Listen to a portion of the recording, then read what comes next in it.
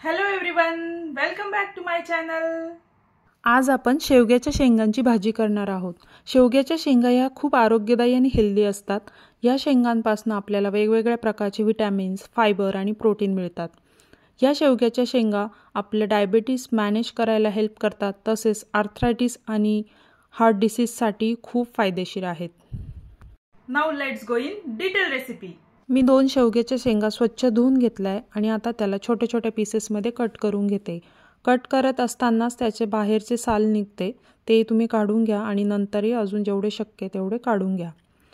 आता एका भांड्यामध्ये आपण गरम पाणी टाकूया, त्यात ह्या शेवग्याच्या शेंगा टाकू आणि थोडेसे मीठ ॲड करून याला 2 मिनिटांसाठी मस्त उकळी काढून घेऊया।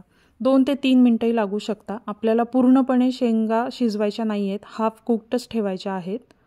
आता मी चेक करते, शेंग माझी अर्धवट शिजली आहे। आता मी हे भांडे बाजूला ठेवते।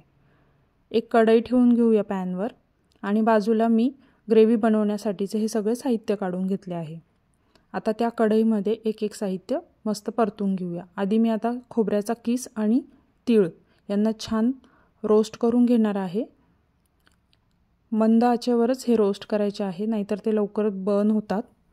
आता हे रोस्ट करून झालेलं मिश्रण काढून घेऊया आणि पुढचा पदार्थ जो आहे तो रोस्ट करून घेऊया। मी घेतले डाळ्या। या डाळ्या तुम्ही अशाच रोस्ट करू शकता, पण मी थोडंसं तेल ॲड करून मग त्यात ते फ्राय केल्यासारखं करते। हेही मस्त आता रोस्ट करून झालं आहे, ते काढून घेऊया। आता यात टाकूया लसूण आणि आपण कापून ठेवलेला कांदा।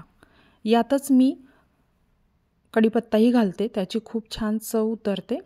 आता सगळं मस्त छान तेलामध्ये फ्राय करून घेऊया। आता आपलं सगळं मिश्रण फ्राय झालं आहे, हे सगळं आपण एका मिक्सरच्या भांड्यात काढून घेऊया।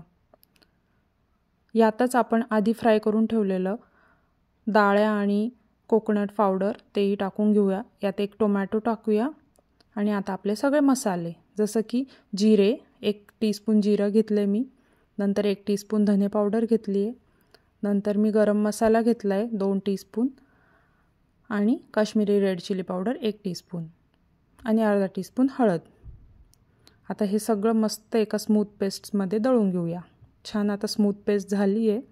आपण ती सेम कढईच ठेवते मी, त्यात 2 टेबलस्पून ऑइल टाकलं आहे, मस्त मोहरी टाकली, मोहरी तडतडली, मग जिरं टाकले आणि आता थोडासा हिंग घालूया। आता यात आपण जी पेस्ट बनवली आहे मसाल्यांची ती ॲड करूया। तेलामध्ये हे मसाले छान एकजीव करायचे आहेत आणि मस्त शिजू द्यायचे आहेत। थोडंसं मीठही ॲड करा। लक्षात असू द्या, आपण शेंगा उकडतानाही त्यात मीठ घातले, आता मसाल्यातही घातले, तर कदाचित नंतर मीठ टाकायची गरज नाही आहे। झाकण ठेवून मस्त शिजू दिलं बघा। आता ऑइल सेपरेट होते, म्हणजे मसाले छान शिजत आहे। यात थोडंसं गरम पाणी ॲड करायचं आणि पुन्हा मिक्स करून कवर करून शिजू द्यायचं। 2 ते 3 मिनटं झाले आहेत बघा। मसाले आणि ऑइल मस्त सेपरेट होते, मसाले छान शिजले, खमंग वास सुटला आहे। आता यात आपण ते बॉईल करून ठेवलेल्या शेंगा टाकूया। लक्षात असू द्या, शेंगांचं बॉईल केलेलं पाणी फेकायचं नाही आहे, त्यातही खूप सारे न्यूट्रिएंट्स आलेले असतात, ते आपल्याला यूज करायचे। आता शेंगा ह्या मसाल्यांमध्ये मिक्स करून पुन्हा झाकण ठेवून 2 मिनटासाठी आपण शिजू देऊया आणि ते शेंगांचं जे पाणी होतं तेच मी यात टाकलं आहे। ह्या स्टेजला तुम्हाला अजून ग्रेव्ही पातळ हवी असल्यास तुम्ही अजून पाणी ॲड करा, मी थोडंसं ॲड करते। छान सगळं मिक्स करूया। मस्त यात कसुरी मेथी घालूया, ती ऑप्शनल आहे, पण छान चव येते कसुरी मेथीने। सगळं छान मस्त मिक्स करून पुन्हा झाकण ठेवून शिजू देऊया। या स्टेजला तुम्ही भाजलेले शेंगदाण्यांचं कूट करूनही यात टाकू शकता, परंतु मी टाकलं नाही, आवश्यकता नाही आहे। ग्रेव्ही छान दाटसर होते। भाजी मस्त शिजली आहे, काय छान वास सुटला आहे। मस्त कोथिंबीर ॲड करून घेते आणि आता आपण सर्व करूया भाजी। का छान सुगंध सुटला आहे। ही भाजी मस्त चपातीसोबत किंवा भाकरीसोबत खूप मस्त बेत होतो हा। तुम्ही घरी नक्की ट्राय करून पहा आणि माझा हा व्हिडिओ कसा वाटला ते कमेंट करून नक्की कळवा।